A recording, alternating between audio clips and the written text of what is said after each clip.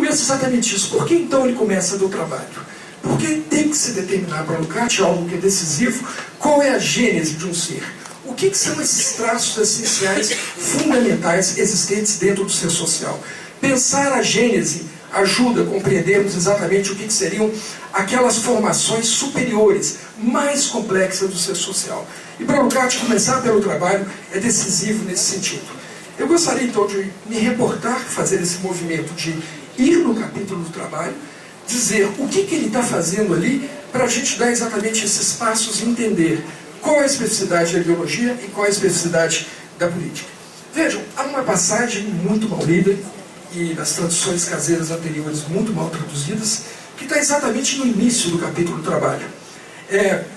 Logo após o Marx citar aquela passagem de Marx, né, da famosa aranha, da abelha, e etc, etc, o pior arquiteto, ele vai fazer exatamente um comentário, e eu leio, porque é interessante a gente tocar nesse ponto que é decisivo. É uma parte muito mal lida no Lukács. Diz Lukács logo após citar essa passagem. Agora, a idade me exige o óculos. Olha o que ele diz. Desse modo é anunciada a categoria ontológica central do trabalho. Preste atenção nisso. A categoria ontológica central do trabalho. Não é a categoria central ontológica o trabalho. É qual a categoria central do trabalho. E ele vai seguir, através dele, realiza-se no âmbito do ser material, um por teleológico enquanto surgimento de uma nova objetividade. Veja, ele segue nisso. O que ele está caracterizando, o que é decisivo, e essa é uma passagem fundamental para o Lukács, é que toda e qualquer atividade humana é sempre a atividade de um por teleológico. Começar pelo trabalho é localizar exatamente a gênese do que seria exatamente esse primeiro por teleológico. Qual é essa gênese? Uma relação ineliminável, que se dá em qualquer momento da história, em toda e qualquer sociedade, que o homem tem com a natureza. Esse metabolismo ineliminável com o homem da natureza. Por isso ele inicia essa reflexão pelo trabalho. O que caracteriza a atividade do homem na sua gênese é que ele é um ser que se autoproduz, que vai construir as categorias que lhe são específicas, seus traços essenciais, a partir dessa mediação com a própria natureza. É isso que o Lukács está dizendo. E aí, olha o que é interessante. Toda e qualquer atividade posterior do homem será sempre a atividade de um por teleológico. Isto, na arte, na filosofia, na política, no direito. Percebe? Olha como é que é interessante. Ele está dizendo que o trabalho é a primeira forma do por teleológico e que a arte, que é alguma coisa extremamente distinta dessa relação do homem com a natureza, é também uma forma de teleologia, aquilo que ele vai chamar do por estético. Uma das obras que estão em nossas vidas, né, Ivana? Trazer essa estética do Lukács. Agora, olha que interessante. Olha que interessante. Ele vai tentar dizer exatamente qual é a peculiaridade do estético. Então existem nesse por teleológico da estética traços que o diferenciam fundamentalmente daquilo que está no trabalho. Existem traços comuns, mas traços distintos. Da mesma forma é com a política. Existem traços comuns e existem traços distintos. Eu creio que foi você, né, que apresentou sobre o trabalho, então facilita muito aqui que seria minha tarefa. Em termos bastante resumidos, o que são esses traços gerais? Você tem no trabalho o momento do pensar e o momento do produzir. Lukács utiliza Aristóteles, pega Nikolai Hartmann e vai dividir esse pensar naquilo que seria o estabelecimento das finalidades e a investigação sobre os meios, ou seja, o conhecimento da natureza e a descoberta de novas composições, de novas organizações que você pode fazer dentro dos elementos da natureza. Então, olha o interessante que ele está dizendo. Essa forma desse por teleológico do trabalho, ela vai se aparecer em todas as outras formas da atividade humana, mas de uma maneira qualitativamente distinta. Olha o que ele diz. Enquanto no trabalho a gente tem uma relação direta com a objetividade da natureza, toda a teleologia e todo o conhecimento e toda a descoberta de novas combinações vai se dar exatamente na relação com a natureza. No âmbito das formas superiores da prática social, essa objetividade já não é mais a objetividade da natureza, mas uma objetividade social.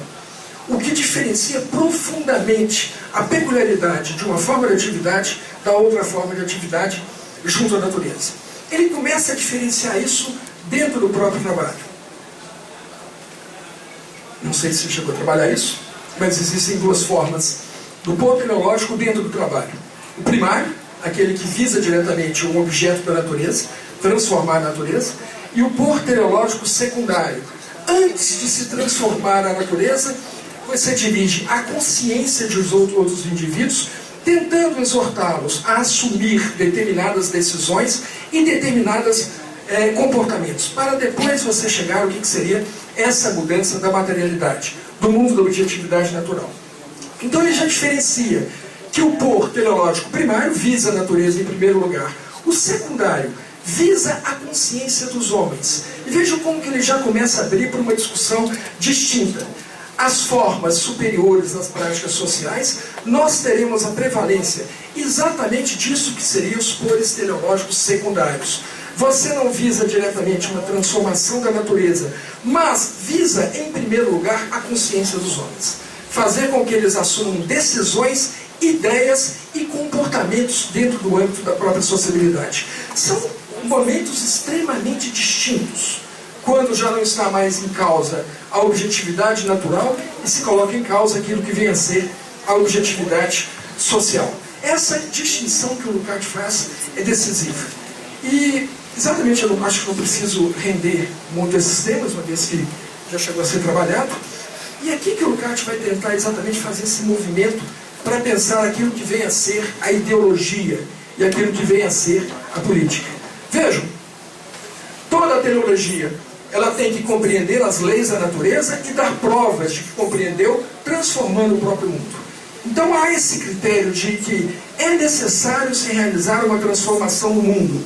Uma mera volição ou uma mera finalidade que não transforma o mundo é simplesmente uma vontade que não se realiza. Um voo de Ícaro, como dirá Lukács. Então o pôr teleológico implica uma mudança efetiva na realidade. Então não é simplesmente ter na consciência uma teleologia, é ter uma finalidade e ser capaz de transformar a própria natureza. Vejam o que ele faz exatamente nesse movimento, quando ele vai pensar a política. Assim como no trabalho, a política como um pôr teleológico, ela implica o conhecimento de uma objetividade, saber o que é exatamente essa objetividade social, conhecê-la e ser capaz de transformá-la. Se não se transforma essa realidade, você não tem aquilo que seria efetivamente uma posição política. Olha o que é interessante no Lukács e nos ajuda até a fazer uma crítica do politicismo dos nossos tempos. Uma espécie de voluntarismo, né? A política são simplesmente discursos exortativos que clamam por uma revolução ou por transformações. O que é interessante no Lukács? A política é pensada como pôr teleológico. Ou você conhece a realidade social, conhece seus nexos, as causalidades sociais que são postas naquele momento e transforma essa realidade, ou simplesmente é também um mero voo de Ícaro. É simplesmente uma mera intenção da vontade.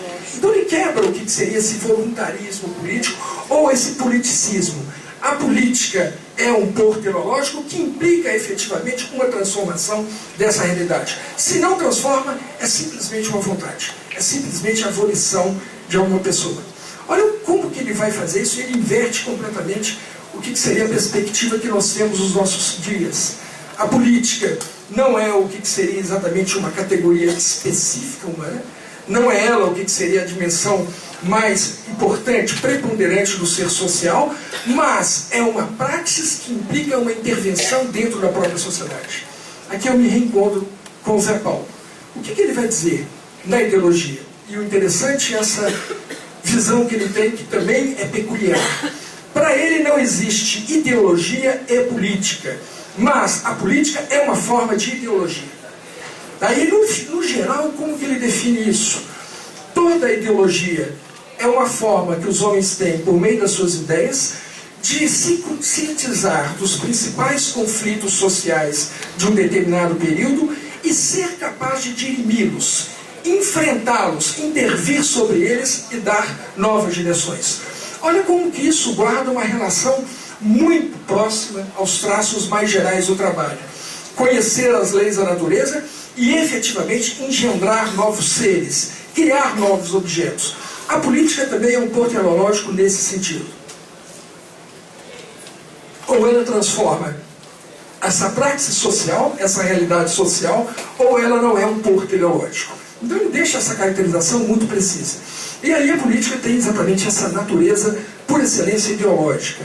Ela quer conhecer o que seriam esses grandes conflitos existentes dentro de determinados períodos, circunscrevê-los e conseguir exatamente achar resoluções ao que seriam esses conflitos. Lukács muda, nesse sentido, aquilo que seria o comum do que a gente entende por ideologia e política. Seguindo um pouco as linhas dadas pelo próprio Zé Paulo, dentro daquilo que viria a ser ideologia. Ele tem uma concepção completamente distinta daquilo que seria a tradição. E ele tem essa mania, né? A gente pode até discutir depois, eu e o Zé Paulo, tudo aquilo que ele constrói por si mesmo, ele acaba atribuindo a Lukács, a Marx. Então ele fala, Marx pensou isso, mas na realidade são construções que eles estão fazendo. Então eu acho que tem essa peculiaridade. Quando ele vai definir a ideologia, tem suas peculiaridades. O que é importante para Lukács? E isso tem a ver com a questão da política. Ele vai traçar essa diferença daquilo que seria uma compreensão gnoseológica da ideologia e aquilo que seria uma compreensão ontológica da ideologia. Então, para Lukács, a primeira coisa que ele diz, a ideologia independe de determinada ideia ser falsa ou verdadeira.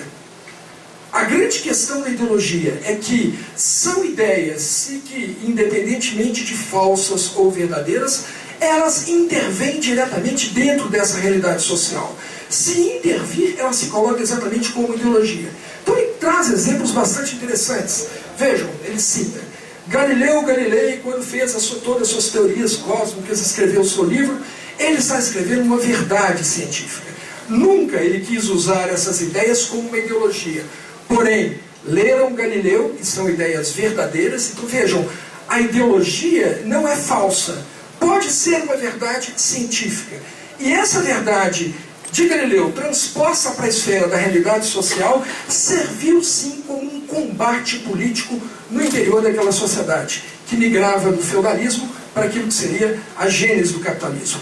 Então, quando você vai para o Galileu, utiliza-se da ideia deles para confrontar o pensamento cristão, isto que é uma verdade científica passa a operar dentro da sociabilidade como alguma coisa que tem efeitos sociais, transforma-se a realidade, é usada como uma forma de combate no interior da sociedade. Então, olha o que o Lukács diz, independe do fato das ideias serem falsas ou verdadeiras, elas têm que exatamente ter uma eficácia, ela tem que transformar essa realidade e efetivamente dar provas de que essa transformação se processou. Isso o Lukács ele vai inverter e vai mudar completamente aquilo que seria as noções também tradicionais da ideologia. Não é aquele falso socialmente necessário, não é uma falsidade que é vista, que é colocada em vistas daquilo que seria uma dominação. Qualquer ideia pode vir a ser uma ideologia. Então, mesmo aqueles que se querem como ideólogos e escrevem suas ideologias, mas se não opera socialmente, se não causa transformações, não são eficazmente ideologias. Então, olha como é que muda completamente a posição de Lukács. Por que a ideologia, então, tem que ter um sentido ontológico? Porque ela cumpre uma função social. A ideologia é, acima de tudo, uma função social. Ou você transforma, muda os rumos dessa sociabilidade, ou são simplesmente ideias que não têm um efeito social. É interessante quando ele vai dizer isso e começa a falar do que vem a ser a politicidade. E a política é uma das formas da ideologia, no seu sentido restrito, assim como o direito. O Vitor já falou para vocês, né, sobre o que vem a ser o direito. Ele vai exatamente tentar sistematizar qual é a peculiaridade, então, desse porto ideológico da política. E ele começa exatamente dentro dessa definição. Ela tem que ter essa eficácia do ponto de vista da sociabilidade. Olha que interessante a primeira categoria, e aqui ele já está diferenciando daquilo que estaria no trabalho, que é uma eficácia também com relação às leis da natureza, e começa a trabalhar essa ideia dentro daquilo que seria a objetividade social. Uma das primeiras categorias peculiares da política, e isso que vai marcar sua especificidade frente ao trabalho, é que existe essa categoria da eficácia. Ela precisa causar transformações efetivas dentro da realidade social. Se não o fizer, é simplesmente uma intenção, uma mera volição. Essa categoria é decisiva. Olha como que o Lukács ele começa a desenvolver isso e vai se valer de exemplos da história para colocar isso. Primeiro exemplo, e aqui entra uma outra questão que é importantíssima para a gente, que é o problema do fator objetivo e subjetivo dentro da esfera da politicidade. Olha o que ele disse pegando o Lenin. Ele fala, Lenin estava com um processo revolucionário, de certa forma, já deslanchado, uma profunda crise que se dá no interior da União Soviética. Porém, na Rússia, na época, uma profunda crise, as condições objetivas estavam dadas. Mas nada poderia dizer que, mecanicamente, o processo da Revolução Russa seria deflagrado. Seria necessária uma intervenção do ponto de vista da política. Olha o que o Lukács está tentando dizer com isso. A política é um porto ideológico. Lenin, quando ele vai tomar o partido e vai tentar exortar as massas à revolução, ele tem uma finalidade clara posta, ele conhece o que seriam essas condições objetivas da União Soviética e tenta intervir dentro dessa sociabilidade, ditando caminhos e inclusive levando ao processo revolucionário. E ele vai dizer, deixado a ermo, se não houvesse a intervenção de Lenin e do próprio Partido Comunista neste momento, não necessariamente essa revolução iria acontecer. Você tinha já articulações de uma pequena burguesia na União Soviética que se colocava como aquela que iria satisfazer exatamente a insatisfação do povo. O que é o ardil de Lenin? É perceber o que seriam as principais demandas existentes dentro daquele momento na União Soviética. E ele vai formular aqueles dois jargões importantíssimos, que o Zé Paulo já fez uma referência rápida aqui. Paz e terra. Quando ele coloca isso, é perceber aquilo que seriam os anseios dos trabalhadores pela paz. A União Soviética a Rússia estava saindo de uma guerra naquele momento, Primeira Guerra Mundial, e os camponeses que brigavam pela terra para poder exatamente cultivar e ter os seus meios de subsistência. Ele intervém conhecendo o que seriam esses mecanismos, essa malha causal que estava em curso dentro da União Soviética, e tenta dar um curso específico ao que seriam esses processos. Se não há essa intervenção política, esse porto ideológico, que conhece o que seriam esses mecanismos postos em curso naquele momento histórico, e não dá um rumo a isso, a União Soviética não teria surgido, não teria se dado exatamente essa Revolução Russa. O que ele está apresentando exatamente como esse critério é que a política, ela deve compreender esse momento histórico, tudo aquilo que se encontra em jogo dentro de determinado contexto de uma sociedade, conhecê-los e saber manuseá-los. Nesse sentido, olha que interessante que o Lukács coloca. É óbvio que a política existe um caráter da vontade, existe uma finalidade, existe um fator subjetivo. Só que esse fator subjetivo, ele só pode efetivamente causar alguma coisa se coloca em movimento essa realidade social. Nesse aspecto, uma eficácia.